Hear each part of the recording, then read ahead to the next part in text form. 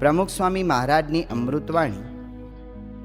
આપણે એ બધાએ તૈયાર એ છે કે સ્વામીની વાતો છે કે મહારાજની વાતો છે, એની અંદર આપણું બધું જ અજ્ઞાન જવાનું છે.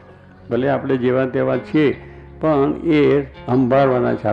આપણે એમના થયા છે તો આપણે સંભાળ લે છે. આપણે પણ એટલું તૈયાર રહેવાનું છે કે આ એકાંતિક ધર્મ સિદ્ધ કરીને જ ભગવાનના ધામમાં જવું છે. મહારાજે પણ વચનામાં કહ્યું કે આપણે એવો સંકલ્પ કરવો કે ઠેઠ અક્ષરધામમાં પહોંચવું છે. બસ, બીજે વચ્ચે કાંઈ જવું નથી. પછી વચમાં અમેરિકા આવે કે પછી યુરોપ આવે કે આફ્રિકા આવે કે દુનિયાના કોઈ પણ દેશ આવે કે પછી બ્રહ્માનો લોક આવે, વિષ્ણુનો લોક આવે કે જે કંઈ ઇન્દ્રચંદ્રના બધા ઘણા લોક છે અને બહુ પ્રલોભન છે, ત્યાં જઈએ તો પણ આપણું મન લલચાય નહીં. કારણ કે અહીંથી જ આપણે એવી સીધી વાત કરી છે કે અક્ષરધામમાં જ જવું છે, બીજે કંઈ જવું નથી. એવો દઢાવ અહીંથી પાકો કરી લેવો. આપણી તૈયારીમાં ખામી રાખવી નહીં કે પાછા અહીંયા જરા લઈ લે, આ મળી લે, ફલાણું મળી લે. બધું થઈ ગયું, અનંત જન્મ ધરીને આવ્યા છે. આ બધું ભોગવ્યું છે દુનિયામાં. અત્યારે જેટલું ચાલે છે ને એનાથી અનંત ઘણું ભોગવ્યું છે. સારામાં સારી વસ્તુ પંચ વિષય ભોગવ્યા છે, તો આ જીવને તૃપ્તિ થઈ નથી. કેટલાક એવા આવા જન્મ આવ્યા છે તો ભોગવી લો ને પછી બીજે ક્યાં આવવું છે? એવું નથી. અહીંથી જ મૂકવાનું છે. અહીંથી જ જેટલો ત્યાગ થશે, જેટલો અભાવ થશે, જેટલી અરુચિ થશે, એટલું અક્ષરધામનું સુખ આપણે માટે તૈયાર છે.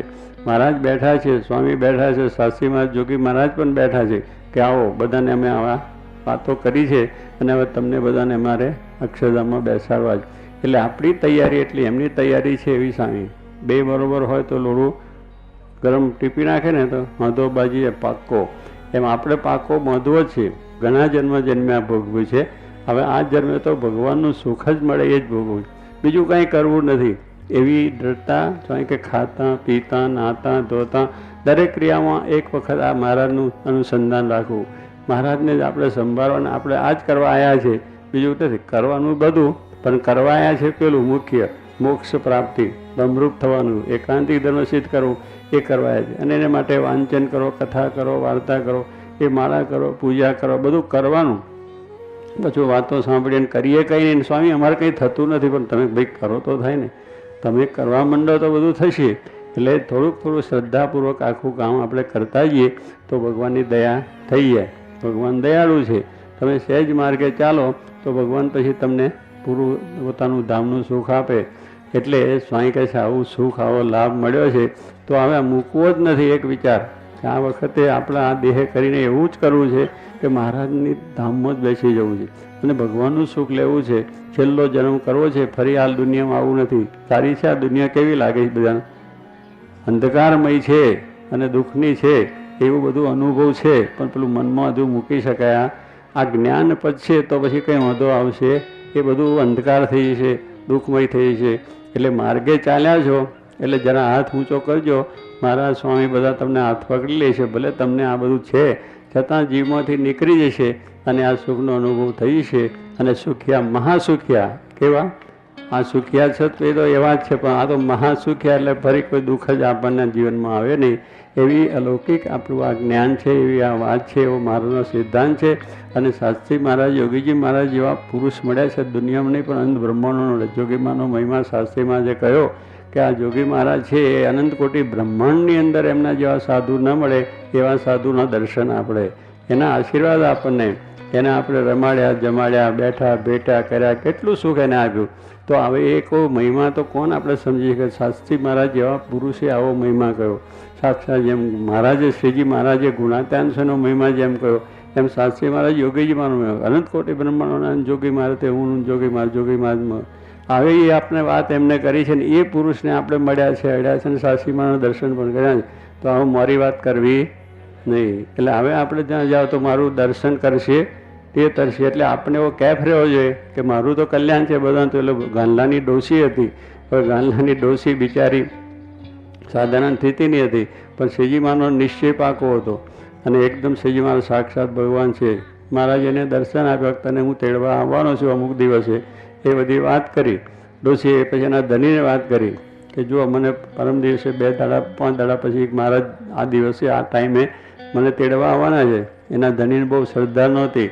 હવે કે ગાડી તું મોકને વાત, તને કંઈ ભગવાન તેડવા આવતા છે? પબેડા જેવી છે હજુ તો 5 રોટલા ખાઈ જાય છે, 5 લાડુ ખાઈ જાય છે અને ફરે છે આમ ગમગોળ જેવી. અને તું પછી પાછી કે મને ધામમાં જાઉં.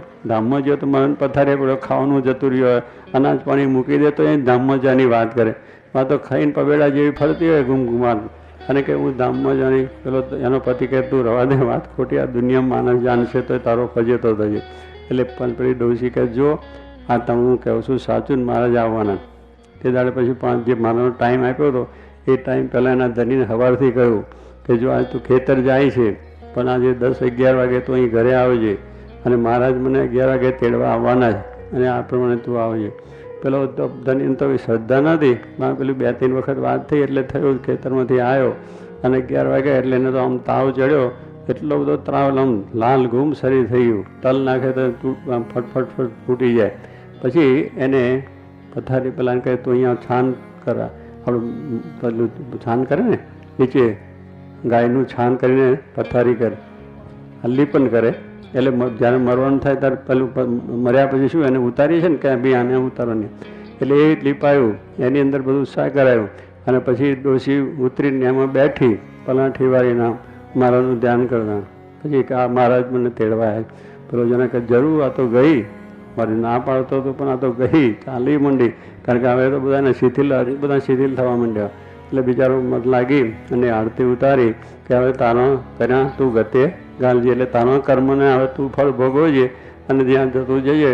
અને મારે હતી પેલો ડોશી કહે છે એ શું તું બોલે છે, મારા હાથના રોટલા ખાધા છે, મારા ગોરાનું પાણી પીધું છે, મારું તો કલ્યાણ છે, પણ તું જો આવી જાય મારી સાથે તને અક્ષરધામમાં લઈ જાઉં. આ બળની વાત, આ હિંમતની વાત, નિશ્ચયની વાત છે. આ રમત નથી, આ તો થયેલા પ્રસંગોની વાત છે. એટલું આપણે તો બળ રાખવું છે. એક ડોશીને હતું તો આપણે તો મરદ છે બધા, કંઈ આપણે ફોસી છે, આ કંઈ આપણે રોણી રોણના જમૈયો છે આપણે, ત્યારે પછી આપણે એ શાંત. એટલે કહેવાનું આવું મહારાજનું બળ નહીં, હિંમત રાખવાની કે જેથી કરીને આપણે કેફ અખંડ રહેવો જોઈએ. એમ આપણે કેટલી વખત મોડા થઈ કે મને સ્વામી આમ થયું, દુઃખ પડ્યું, મારું કંઈ દોર્યું નહીં, સ્વામી મારો આ સંકલ્પ પૂરો કરીને મને આ દુઃખી કરી નાખ્યો. દુઃખી ભગવાન કરવા આવ્યા જ નથી, બધાને અક્ષરધામ આપવા જ આવ્યા છે. માટે એ સંકલ્પ સાથે આપણે આવું સુખ અખંડ લેવાનું છે, ભજન કરવાનું છે, સુખિયા થવાનું છે અને આત્માનું જ્ઞાન, પરમાત્માનું જ્ઞાન થાય, સંતના દર્શન થાય, આવું અલૌકિક સુખ, દિવ્ય સુખ કાયમ સર્વને મળે એ મારાને પ્રાર્થના.